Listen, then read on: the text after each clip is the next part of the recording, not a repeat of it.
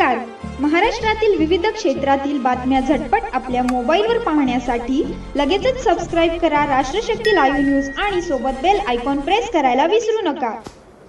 अजित पवारांचा अपघाती मृत्यू झाला, कसं बघता?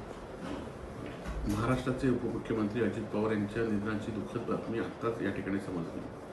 सर्वप्रथम त्यांना माझ्या वतीने, माझ्या कुटुंबाच्या वतीने आणि पक्षाच्या वतीने भावपूर्ण श्रद्धांजली. अजित पवारांबरोबर काम करण्याची संधी मला 10 वर्ष त्यांच्याबरोबर विधानसभेमध्ये मिळाली होती. त्यांच्या नेतृत्वाखाली काम करण्याची संधी मिळाली होती.